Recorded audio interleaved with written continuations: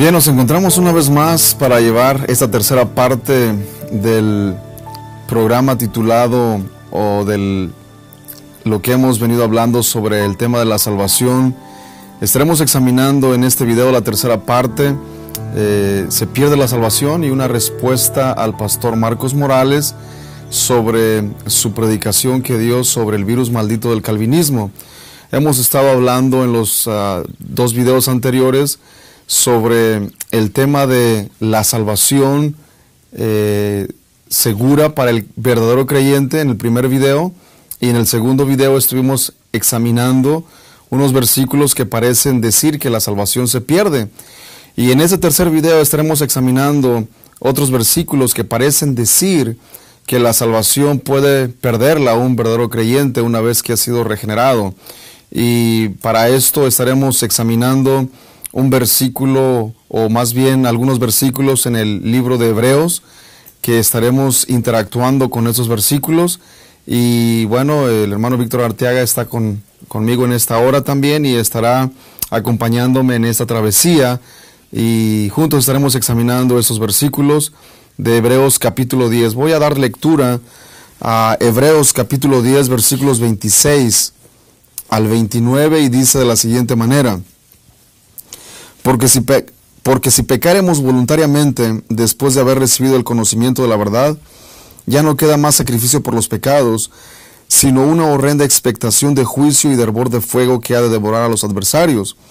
El que viola la ley de Moisés por el testimonio de 2 o de 3 testigos, muere irremisiblemente.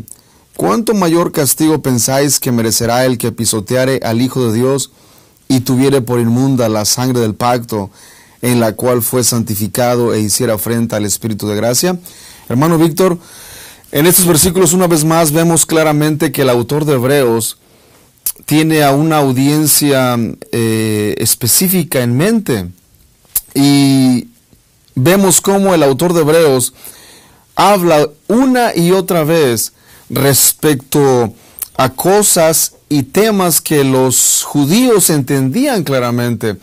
Vemos cómo el autor de Hebreos usa ilustraciones del Antiguo Testamento, usa analogías tomadas del Antiguo Testamento, usadas por el pueblo judío, vividas y experimentadas por ellos cuando salieron de Egipto rumbo a la tierra prometida.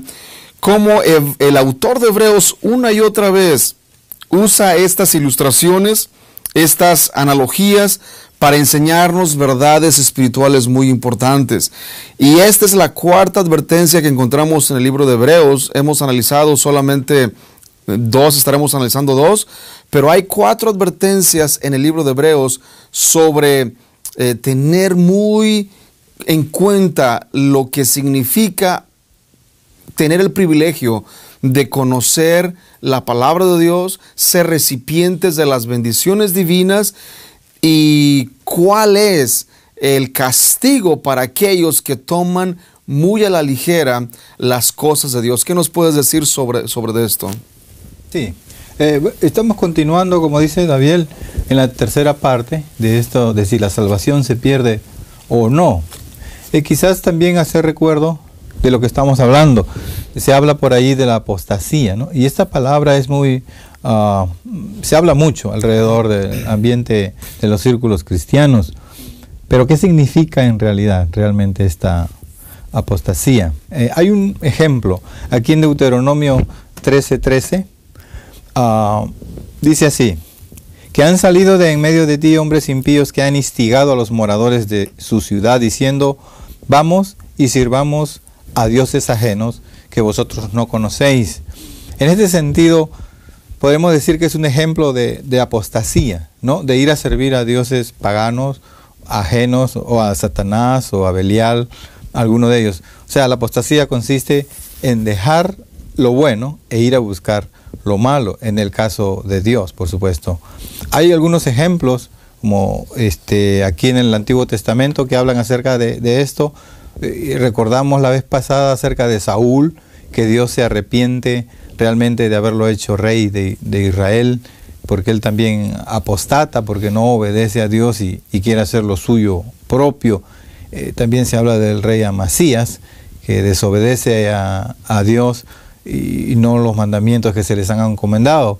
Hay ejemplos de estos en el Antiguo Testamento. Pero como Tabiel nos decía, tenemos que recordar, para hablar de la apostasía, la salida del pueblo de Israel de Egipto con Moisés, y cómo, habiendo ahí un pueblo completo de israelitas, estaba dividido en dos partes, como hablamos, aquellos que eran verdaderos creyentes y aquellos que no eran verdaderos creyentes, pero todos ellos bajo el pacto de Dios. Ellos decían que Dios era su Dios y que ellos eran el pueblo de Dios verdaderamente, pero en la realidad era otra. Muchos de ellos cayeron en el desierto por desobediencia y por incredulidad. Entonces este paralelo de Israel con la iglesia de ahora, especialmente aquí en el libro de Hebreos, lo vemos constantemente. Lo vimos en el capítulo 6, en el video pasado, que es más o menos paralelo también con este pasaje del capítulo 10. Si verdaderamente en el Antiguo Testamento el pueblo de Israel estaba dividido en dos grupos que pertenecían al pueblo de Dios, igual manera, en esta época que estamos viviendo del Nuevo Testamento, la iglesia está dividida en dos grupos. Aquellos que nosotros llamamos la iglesia visible es toda, completa, el pueblo de Dios, pero realmente la iglesia invisible, la que son de Cristo verdaderamente, son los que Dios conoce y muchas veces nosotros también, pero hay aquellos que no lo son, que llegan con nosotros, aprenden con nosotros, crecen, se bautizan, hablan, predican, pero que verdaderamente no pertenecen a la iglesia de Dios. Entonces yo pienso, David, que esto se encuadra con esa idea del capítulo 6 de Hebreos, que hay dos grupos y debemos tomar en cuenta esto del pacto de Dios. Claro. Esto, por ejemplo, es muy interesante debido a que una de las cosas que yo he visto es que las personas, los cristianos, se acercan a la Biblia y la leen como si fuera un libro escrito en el siglo XXI. No es así en ninguna manera. La Biblia no es un libro escrito en el siglo XXI, como tampoco es un libro escrito por autores estadounidenses o mexicanos o de cualquier otra nacionalidad. La Biblia es un libro escrito por escritores judíos principalmente, personas que conocían la cultura judía y que conocían el trato de Dios, del Dios verdadero, con una nación específica, con un pueblo especial, los judíos. Por lo tanto, todo lo que encontramos en la palabra de Dios, en la Biblia, nos muestra esta verdad. Así que despojar a la Biblia de esta información nos lleva a conclusiones erróneas. Por ejemplo, si nos acercamos a la Biblia y comenzamos a leerla sin tener el trasfondo cultural judío, sin tomar en cuenta el pacto que Dios hizo con el pueblo judío, lo más seguro es que vamos a terminar entendiendo cosas incorrectas, debido a que la Biblia no puede entenderse de esa manera. Tenemos que comprenderla en el trasfondo y en el contexto en el cual fue escrita. En el trato de Dios con una nación, con el pueblo judío, el pueblo del pacto. Y esto una y otra vez lo vemos establecido en el Antiguo Testamento. Y en el Nuevo Testamento no cambia en realidad el enfoque. Lo único que cambia es que ahora el antiguo pacto es reemplazado por el nuevo pacto. Pero ahí de todas maneras vemos el mismo tema, que existe ese pacto en el cual los judíos se encontraban y en el cual la iglesia también se encuentra en el día de hoy. Y eso es lo que nosotros estamos enfatizando, que la única manera para entender correctamente estos pasajes difíciles es apelar a los tratos de Dios con el pueblo judío. Ver cómo Dios trataba al pueblo judío, ver de qué manera se relacionaba Él con ellos. Los trataba como su pueblo, como la niña de sus ojos. Sin embargo, no todos ellos eran verdaderamente obedientes a Él. Varios fueron consumidos por Dios en el desierto. Y me viene a la mente el ejemplo de Datán y Abiram, por ejemplo, algunos otros ejemplos del Antiguo Testamento que fueron puestos como algo que Dios ejecuta juicio a los impíos y a los desobedientes. Eran israelitas, eran pertenecientes al pueblo de Dios, estaban dentro del pacto y sin embargo Dios los castigó severamente, quitándoles la vida. Dios trajo juicio sobre ellos. ¿Por qué razón? Porque pertenecían externamente al pacto de Dios, pero internamente no conocían al Dios verdadero. Y esa es la realidad también en la iglesia de hoy. Muchas personas pueden estar en las iglesias cristianas. Externamente son recipientes de las bendiciones de Dios, tales como la predicación de la palabra, el bautismo, la cena del Señor, tal como lo estuvimos diciendo en el video pasado. Pero internamente pueden no conocer al Dios verdadero, no tener una relación personal con Jesucristo. Y esto pone a esas personas en la misma categoría de los judíos e israelitas incrédulos en el Antiguo Testamento. ¿Algún comentario sobre esto, hermano Víctor? Sí, más bien quisiera continuar un poquito con esto de esta palabra apostasía, que aparece 2 veces aquí en el Nuevo Testamento. Podríamos ver Hechos 21:21. Dice lo siguiente: pero se les ha informado en cuanto a ti, que enseñas a todos los judíos que están entre los gentiles a apostatar de Moisés, diciéndoles que no circunciden a sus hijos ni observen las costumbres. Esta es la acusación de los judíos, ¿no?, que le estaban haciendo a Pablo por estar predicando el evangelio de Cristo. Y se menciona la palabra apostatar, o sea, en este sentido, apostatar de Moisés, o sea, dejar de lado verdaderamente a Moisés. Y la otra cita bíblica que habla de esta palabra, más o menos, es 2 Tesalonicenses, capítulo 2, y el versículo 3. Vamos a leerlo con los versículos 1 y 2. Dice: pero con respecto a la venida de nuestro Señor Jesucristo y nuestra reunión con Él, os rogamos, hermanos, que no os dejéis mover fácilmente de vuestro modo de pensar, ni os conturbéis, ni por espíritu, ni por palabra, ni por carta, como si fuera nuestra, en el sentido de que el día del Señor está cerca. Nadie os engañe en ninguna manera, porque no vendrá sin que antes venga la apostasía y se manifieste el hombre de pecado, el hijo de perdición. Estas son las 2 únicas citas que habla el Nuevo Testamento de esta palabra. Y como hemos dicho al principio, apostasía es dejar al Dios verdadero e irse tras otros dioses paganos en un sentido.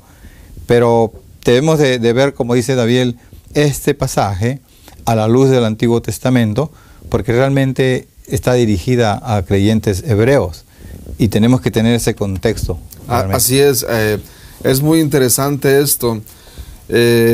Debido a que en ningún momento nosotros nos negamos la realidad de la apostasía. Y esa es una de las cosas hermosas de la teología reformada.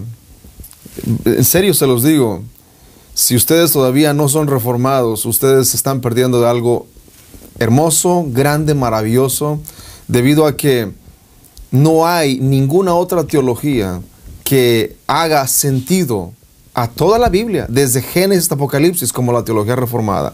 Existen muchas teologías, la teología arminiana, la teología de la liberación, muchas otras teologías, pero ninguna hace justicia al texto sagrado como lo hace la teología reformada. Y esto es algo hermoso cuando nos damos cuenta de esto, porque la teología reformada toma en serio no solamente los pasajes que hablan de la seguridad de la salvación, pero toma en serio también las advertencias de los versículos que hablan en contra de aquellos que toman las cosas de Dios muy a la ligera, muy superficialmente. Y la palabra de Dios nos habla sobre la apostasía.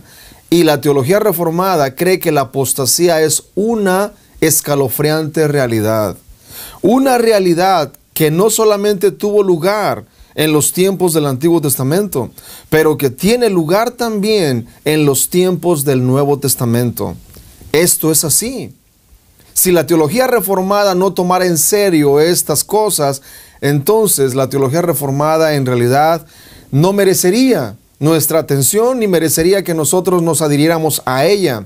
Pero debido a que la teología reformada toma en serio estos pasajes y no rehúsa abordarlos, no rehúsa enfrentarlos, encararse con ellos, porque la teología reformada muestra que la apostasía es una escalofriante realidad para aquellas personas que externamente están dentro del pacto, pero que internamente o espiritualmente no lo están.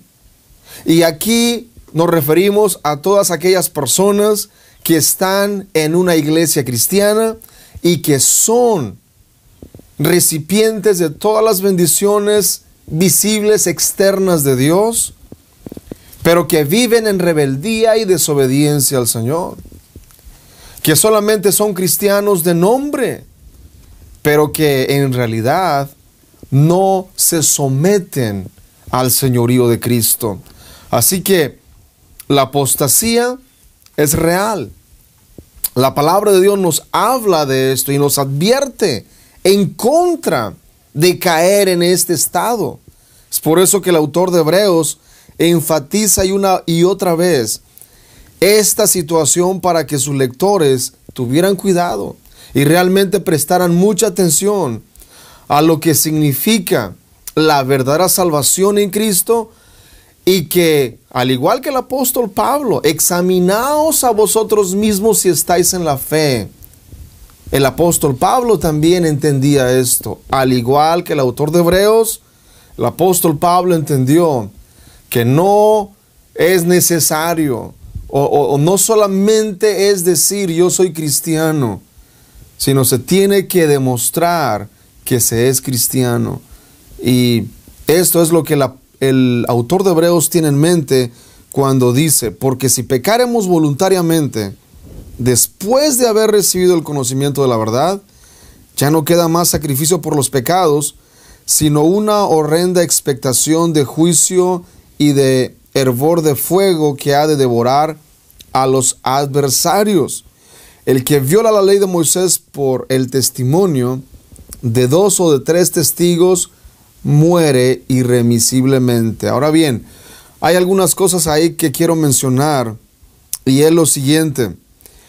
El autor de Hebreos tal parece que tiene en mente Números capítulo 15. Si vamos a Números capítulo 15, versículos 27 al 31, ahí encontramos algo bastante interesante e iluminador que nos viene a clarificar lo que el autor de Hebreos se está refiriendo.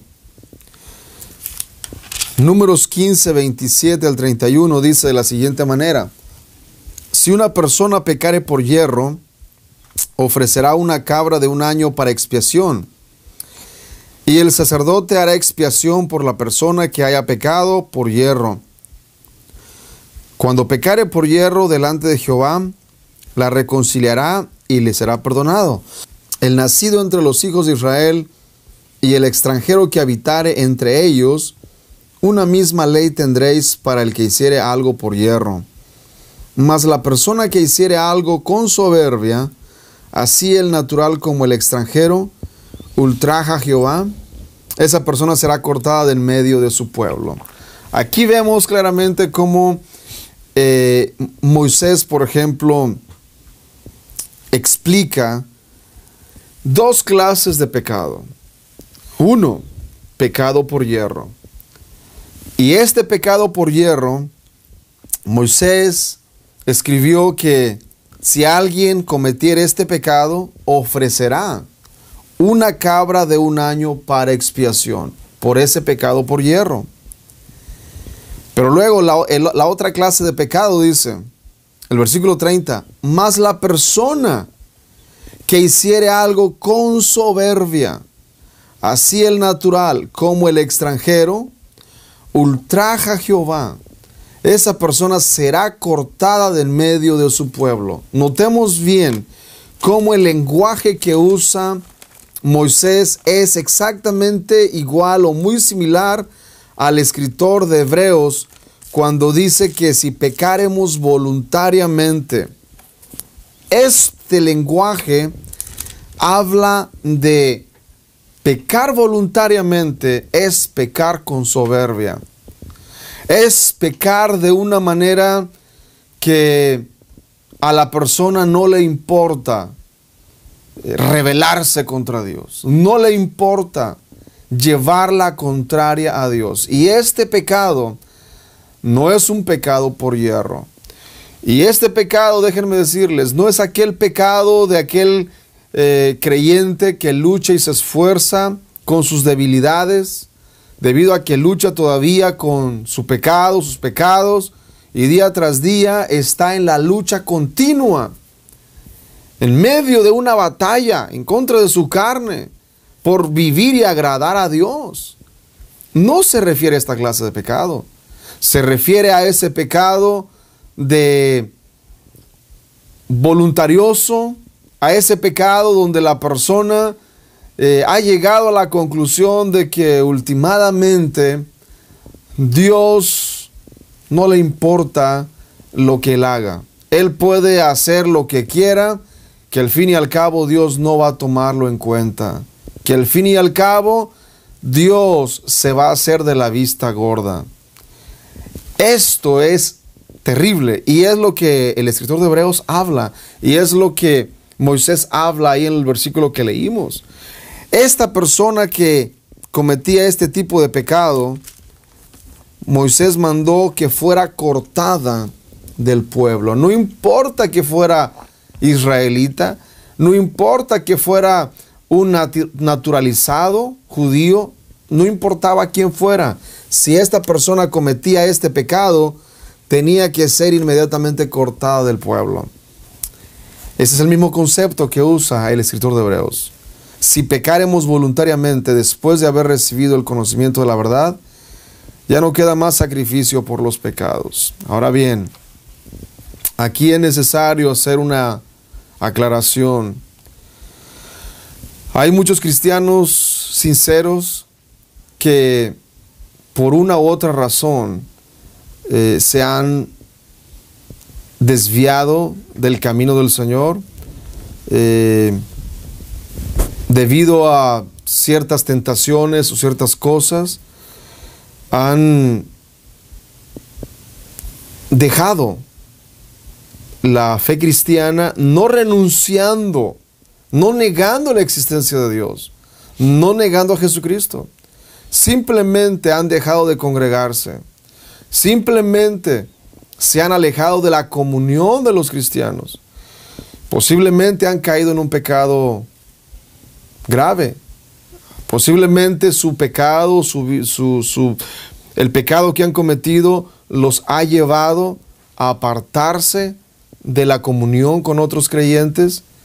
Y estos cristianos, puede llegar un momento en que piensen que ellos no tienen perdón, debido a que crean que estos versículos de Hebreos se aplican a ellos, donde dice que ya no queda más sacrificio por los pecados. En el video pasado vimos cómo los pastores arminianos, cuando enfrentan a una persona así, le dicen: no, tú no eres esa persona, porque mientras hay vida hay esperanza. Y si tú reconoces que necesitas de Jesucristo, Él está dispuesto a perdonarte. Por supuesto que sí. Entonces, ¿para quiénes se aplica esta horrenda advertencia de que no queda más sacrificio por los pecados? Se aplica a aquellas personas que, habiendo estado en la iglesia, habiendo conocido las verdades de la palabra de Dios y habiendo creído que Jesucristo es el único Salvador, ahora ellos dicen que Dios no existe. Ahora ellos dicen que Cristo no es quien dijo ser, que es solamente un hombre. Es para aquellas personas que rechazan voluntariamente la fe cristiana y dicen: yo no creo nada de eso, es un mito, es una leyenda, eso no es cierto. Y en su lugar comienzan a creer filosofías anticristianas. En su lugar comienzan a creer que lo que Nietzsche y otros filósofos ateos escribieron es la verdad. Han llegado a la conclusión de que el cristianismo es una farsa, de que la fe cristiana es una mentira. Para ellos se aplican estos versículos. Y hay muchas personas así, déjenme decirles. Hay muchas personas, demasiadas personas, que caen en esta categoría. Estaremos hablando un poco más sobre esto. Hermano Víctor, ¿un comentario sobre esto? Sí, quizás una cita más acerca de lo que estás diciendo. Deuteronomio 17, del 1 al 6, dice: no ofrecerás en sacrificio a Jehová tu Dios buey o cordero, en la cual haya falta o alguna cosa mala, pues esa es abominación a Jehová tu Dios. Cuando se hallar en medio de ti, en algunas de tus ciudades que Jehová tu Dios te da, hombre o mujer que haya hecho mal ante los ojos de Jehová tu Dios, traspasando su pacto, que hubiere ido y servido a dioses ajenos, y se hubiera inclinado a ellos, ya sea al sol o a la luna, o a todo el ejército del cielo, lo cual yo he prohibido, y te fuere dado aviso, y después que oyeres y hubieres indagado bien, la cosa pareciera de verdad cierta, que tal abominación ha sido hecha en Israel, entonces sacarás a tus puertas al hombre o a la mujer que hubiera hecho esta mala cosa, sea hombre o mujer, y los apedrearás, y así morirán. Después el 6 dice: por dicho de 2 o 3 testigos morirá el que hubiere de morir, no morirá por el dicho de un solo testigo. Esa es más o menos la cita, ¿no?, que trae aquí el autor de Hebreos en el versículo 28. El pecar voluntariamente es eso, es abierto, es descarado y es dejando de todas maneras al Dios verdadero de lado y irse en la búsqueda de nuevos dioses o de nuevas doctrinas o de nuevas religiones. O como dijo David, esto no me funciona a mí, así que me voy a buscar nuevos horizontes. Dice pecar voluntariamente también, pero habla de haber recibido el conocimiento de la verdad. Este conocimiento de la verdad es solamente intelectual para aquellas personas. O sea, no es una cuestión profunda, vamos a decir, por medio del Espíritu Santo que está en él o en ella. Pero es esto un conocimiento temporal y también mental. No hay un cambio verdadero en el espíritu o en el alma de la persona. Y por lo tanto, no está llevada por Dios. Tiene que dejar las cosas de Dios porque no las vive, no las quiere vivir y no las cree. En ese sentido es que ha recibido el conocimiento de la verdad, el Evangelio, las bendiciones a la Iglesia de Cristo, ha visto diferentes cosas en su vida cuando ha pasado por la Iglesia, pero en realidad no le llama mucho la atención, y por la persecución, en este caso de los hebreos en esa época, decide dejar de lado la Iglesia de Cristo para irse a vivir una vida más cómoda, que digamos así, ¿no? Claro, y una de las cosas que me llama mucho la atención es de que el autor de Hebreos no escatima frases o palabras para referirse a la seriedad de las advertencias. Cuando él habla de advertencias, él usa el lenguaje más fuerte, más real, más claro, con tal de hacer una impresión muy clara en sus oyentes o en sus lectores en este caso. Él usa un lenguaje muy explícito. Por ejemplo, dice que si pecamos voluntariamente después de haber recibido el conocimiento de la verdad, ya no queda más sacrificio por los pecados, sino una horrenda expectación de juicio y de hervor de fuego que ha de devorar a los adversarios. En este versículo 27, claramente se nos muestra, se nos enseña sobre la realidad del castigo, la realidad del infierno. En este versículo 27 vemos que el castigo eterno o la realidad del infierno no es algo que lo inventaron cristianos posteriores, sino los escritores bíblicos hablaban de esta realidad.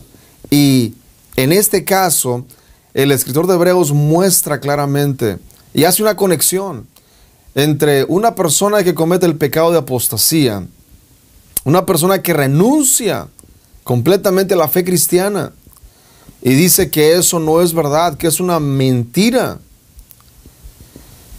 El autor de Hebreos dice que no queda más sacrificio por los pecados, sino solamente queda una horrenda expectación de juicio y de hervor de fuego que ha de devorar a los adversarios.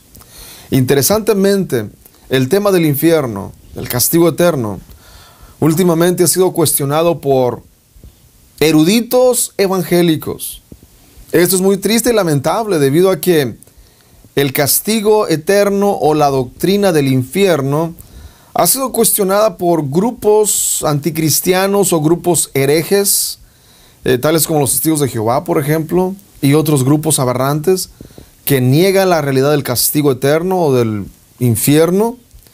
Pero en los años anteriores, algunos grupos de teólogos evangélicos han llegado a la conclusión de que el castigo no puede ser eterno y el infierno no puede ser tal como la fe cristiana ortodoxa ha creído por muchos siglos. Han llegado a pensar que es mejor redefinir o reinterpretar lo que la Biblia enseña respecto a este tema. Y una de las enseñanzas que ahora se cree es el aniquilacionismo, donde muchos teólogos dicen que después que la persona ha sufrido cierto tiempo, simplemente va a dejar de existir. Simplemente va a dejar de existir. En otras palabras, va a ser aniquilado completamente. Su cuerpo y su alma serán completamente destruidos, completamente aniquilados. Por lo tanto, ellos dicen, el castigo no será eterno.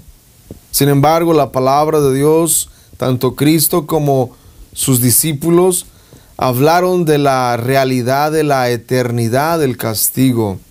Que el castigo es eterno, el castigo es real.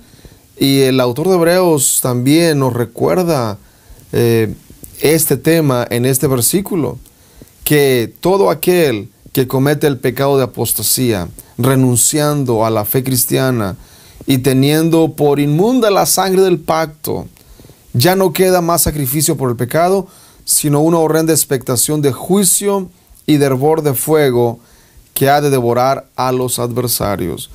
Otros niegan el castigo eterno apelando al universalismo, diciendo que finalmente todos serán salvos, incluso el diablo mismo, los demonios, finalmente Dios los va a salvar. Esto completamente contradice lo que la palabra de Dios nos enseña. ¿Algún comentario, hermano Víctor? El final del verso 26, donde dice, ya no queda más sacrificio por los pecados. ¿Por qué? Porque Jesucristo es el sacrificio que apuntaban las sombras de los sacrificios del Antiguo Testamento. Y si después de haber muerto muchos animalitos por la causa de pecado, y viene Jesucristo, el Cordero de Dios, que quita el pecado del mundo, y este es dejado fuera, ya no hay otro Cordero de Dios para que ellos puedan dejar sus pecados ahí. Simplemente se salen del grupo de los cristianos, simplemente dejan a Cristo, dejan a Dios, simplemente por buscar un Cordero falso, simplemente por seguir a Satanás, en otras palabras. Ahora, Satanás se le han preparado un lugar, y el lugar fue preparado para Satanás, que está hablando David, que se llama el infierno, y el lago de fuego, que es el castigo final para aquellos que no obedecen a la verdad. Tienen el conocimiento en la mente, quizás han tenido experiencias cristianas, quizás han pasado por muchas cosas, incluyendo la salvación de algunas personas, pero que realmente no tienen el Espíritu de Dios allí. Ellos han dejado de lado las cosas de Dios y se han cambiado a seguir a Satanás y a los demonios. Al versículo 27 enfoca que es un horror de fuego que ha de devorar a los adversarios. Estos adversarios son ellos mismos contra Dios. ¿Por qué? Porque sabemos que la Biblia nos dice que nosotros antes de llegar a Cristo somos enemigos de Dios. Entonces ellos no han sido reconciliados con Dios, siguen siendo enemigos de Dios. Y este hervor de fuego va a devorarlos a ellos. Jesucristo dice, donde el gusano no muere, ni la llama se apaga. Y tenemos que creerlo, porque Jesucristo mismo lo dice. Es un lugar de castigo, es un lugar de sensaciones y sentimientos de sufrimiento en un sentido, pero que realmente va a ser eterno.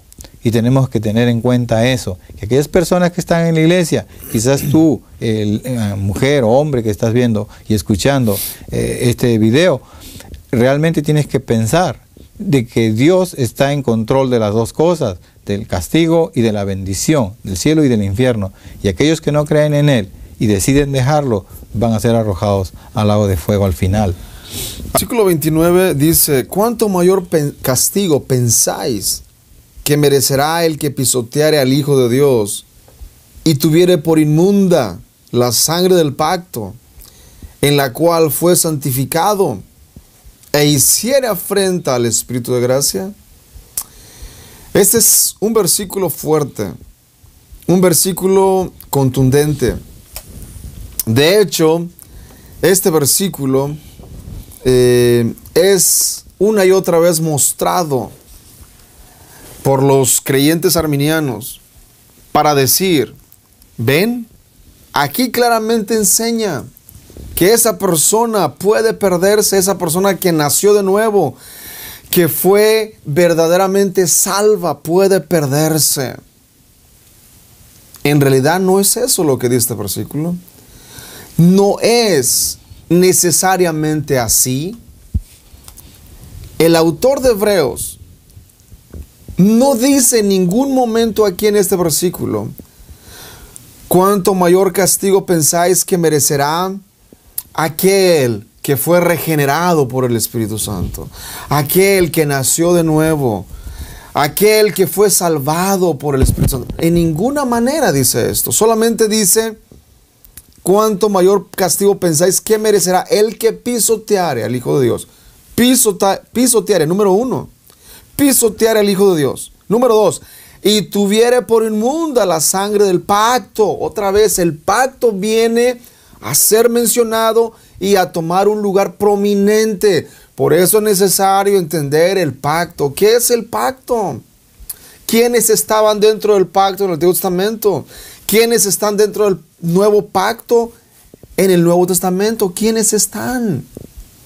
Entender esto es esencial para poder comprender correctamente estos versículos. Y tuviere por inmunda la sangre del pacto, en la cual fue santificado, e hiciere afrenta al Espíritu de gracia.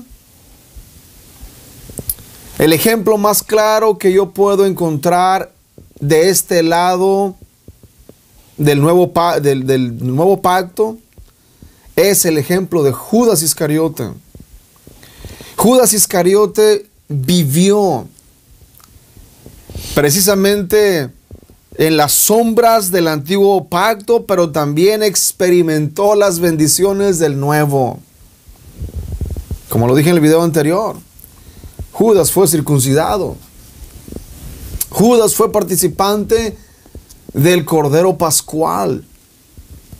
No solamente eso, Judas experimentó los poderes del siglo venidero al predicar la palabra, el evangelio, al realizar milagros y echar fuera demonios, al hacer todas las cosas que los demás discípulos hicieron. Participó de todas estas cosas y sin embargo se perdió para siempre. Judas pertenecía al pacto, quiero decirles. Él era una persona del pacto también. Externamente era miembro del pacto, pero internamente no poseía la realidad. Internamente Judas no había sido transformado. Judas no había sido regenerado. Él conocía la ley, conocía la palabra de Dios, conocía muchas cosas. Sin embargo, su corazón no había sido transformado. Este es un ejemplo claro de que esa misma realidad que experimentó Judas puede ser y es experimentada por muchas personas el día de hoy, que físicamente están dentro del pacto, pero espiritualmente están lejos de pertenecer a Dios. Por eso, las palabras del versículo 29 no se refieren a un verdadero creyente. No se refieren a un verdaderamente regenerado por el Espíritu Santo. Se refieren a personas que externamente pertenecen al pueblo de Dios. Escuchen bien esto, externamente pertenecen al pueblo de Dios, pero internamente no. Internamente no. Alguien puede decir, pero ¿cómo es posible? ¿Acaso se puede pertenecer al pueblo de Dios de manera externa? Claro que sí. Por supuesto que sí. Una persona puede ser bautizada. Una persona puede participar de la cena del Señor. Una persona puede incluso predicar y echar fuera demonios. Y no conocer a Cristo. No conocerlo de manera personal. Esto es una realidad. Y es lo que el autor de Hebreos desea enfatizar. Es lo que el autor de Hebreos desea advertir. Que esto es una realidad todavía. Personas dentro del nuevo pacto, miembros del nuevo pacto, pueden estar destituidos de la gloria de Dios. Por eso Cristo dijo, no todo el que me dice Señor, Señor, entrará en el reino de los cielos, sino el que hace la voluntad de mi Padre que está en los cielos. Aún Cristo tenía esta mentalidad del pacto. Aún Cristo entendía y comprendía que bajo el nuevo pacto existe la realidad de que alguien sea miembro del nuevo pacto y se pierda para siempre. Que goce de las bendiciones del pacto. Que disfrute de todo. Y sin embargo, que no conozca a Jesucristo de manera personal. Esto es una realidad. Y esto es lo que el autor de Hebreos desea mostrarnos. Y esto es lo que nosotros también deseamos mostrarles a ustedes. Que estos versículos de advertencia tienen su explicación. Y que estos versículos son tomados por los cristianos reformados de manera seria. No diciendo, oh, esto no es importante. Esto ya no se aplica a nosotros. Claro que se aplica a nosotros. Por supuesto que se aplica a las personas del día de hoy en las iglesias que toman las cosas de Dios muy a la ligera. Que domingo tras domingo se sientan a escuchar la palabra de Dios. Domingo tras domingo participan de las bendiciones espirituales, incluso de la cena del Señor. Pero que espiritualmente están destituidos de lo que significa tener una verdadera relación con Jesucristo. Eso es terrible y es escalofriante, pero es la realidad. Víctor, ¿algún comentario?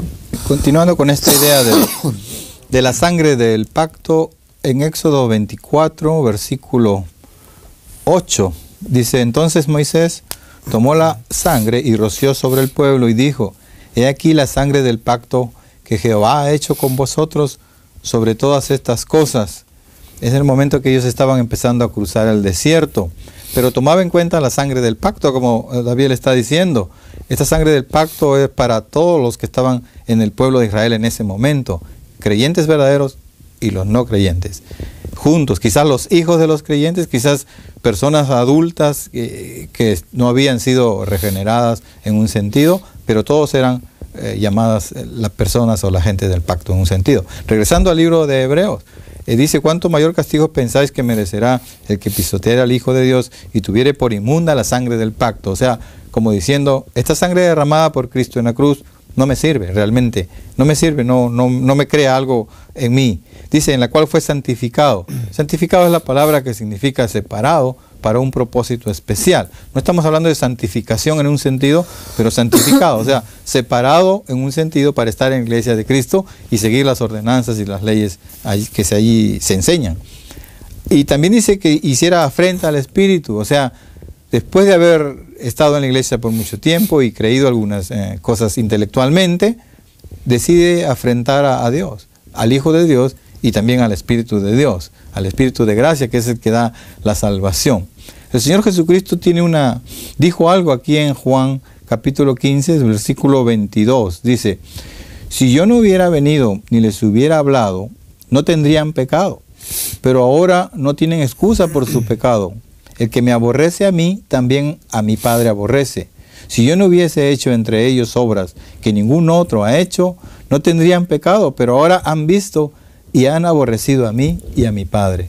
O O sea, el que rechaza a Cristo, rechaza a su iglesia, rechaza las cosas que ha aprendido en un sentido de la Biblia, está rechazando a la Trinidad, al Padre, al Hijo y al Espíritu Santo. Es una afrenta grande, muy grande, que va a ser arrojado al infierno en el día que tenga que irse de este mundo. Me viene a la mente, por ejemplo, que los que han estado en las iglesias, los hijos de creyentes, vamos a decirlo así, los hijos de creyentes son personas que han nacido dentro de la iglesia cristiana. Son personas que han experimentado desde su misma niñez las bendiciones de estar dentro de ese pacto, porque ellos han experimentado el ser traídos al mundo en un hogar cristiano. Desde la misma infancia se les ha enseñado las verdades de la palabra de Dios. Han crecido sabiendo y conociendo el lenguaje bíblico, incluso versículos bíblicos. Y sin embargo, muchos de ellos, cuando llegan a una edad adulta, rechazan esta fe que ellos aprendieron y que les fue enseñada desde su misma infancia.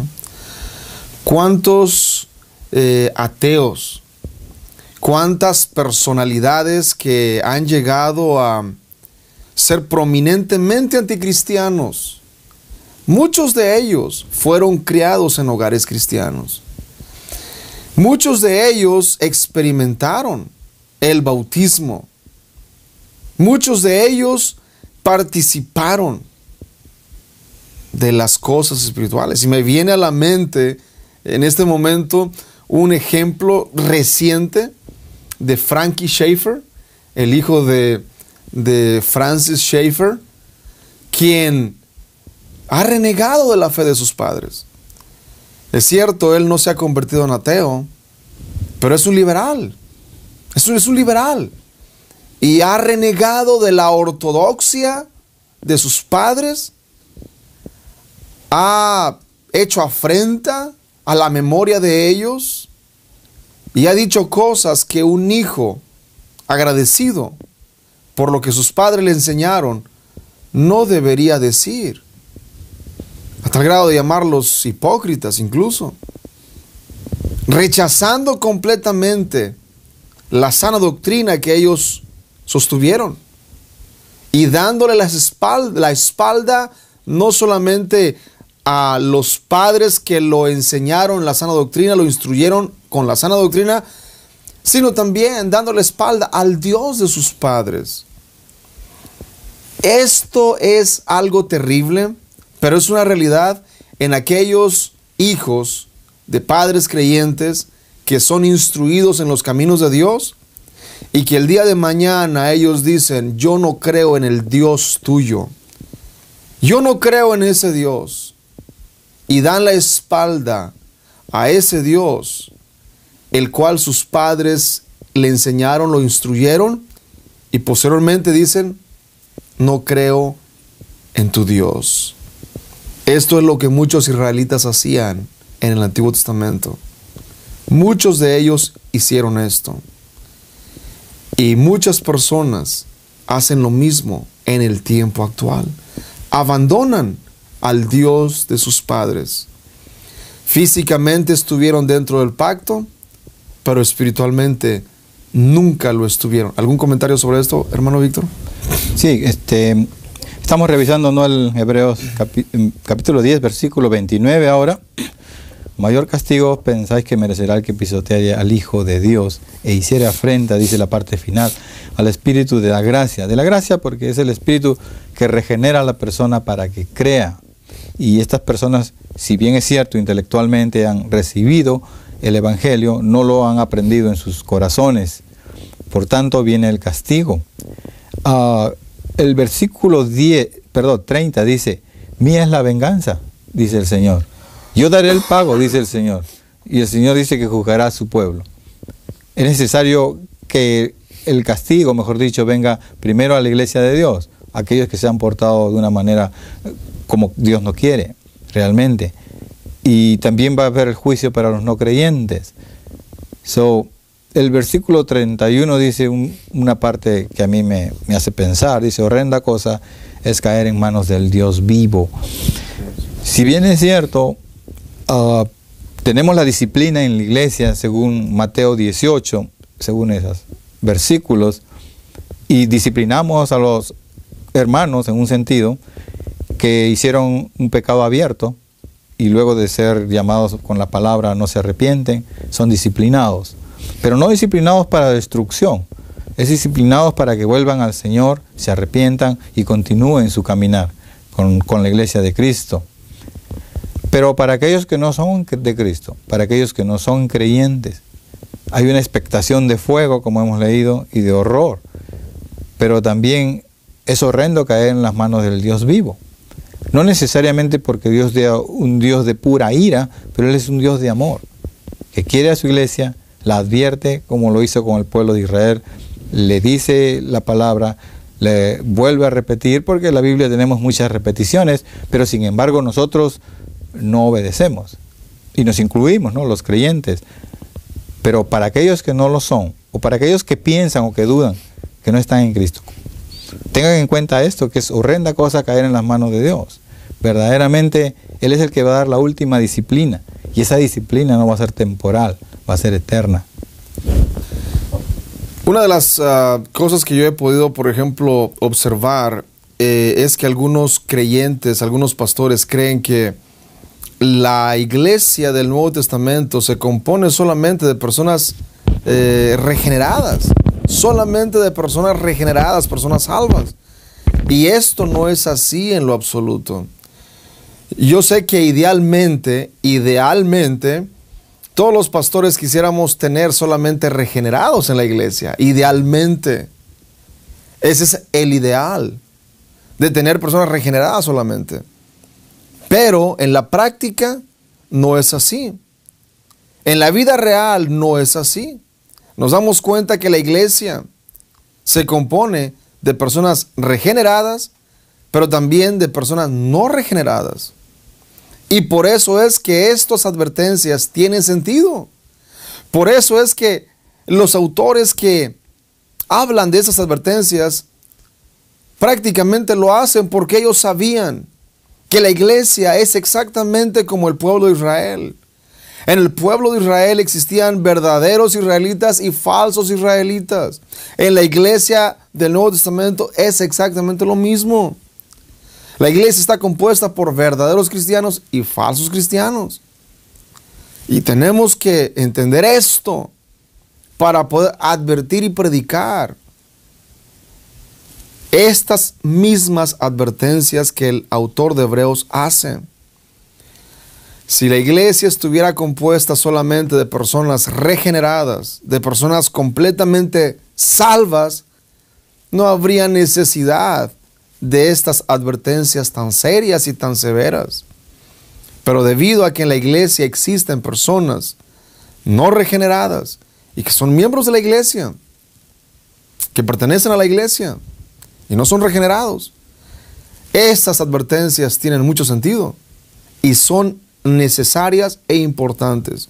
Y todo pastor tiene que entender esto y tiene que predicar desde los púlpitos que estas son advertencias reales para personas reales que se sientan en las bancas o en las sillas todos los domingos a escuchar la predicación de la palabra de Dios, que sin embargo no han sido regenerados.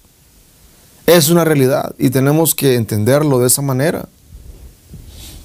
Si no fuera así, estas advertencias no tendrían mucho sentido. ¿Algún otro comentario? Sí, para hacerles recordar, ¿no? 1 Corintios capítulo 11, versículo 27 dice: de manera que cualquiera que comiera este pan o bebiera esta copa del Señor indignamente, será culpado del cuerpo y de la sangre del Señor. ¿De lo que estamos hablando? Comunión con Dios implica que estamos caminando en Él y estamos creciendo en Él. Esta es la cena del Señor.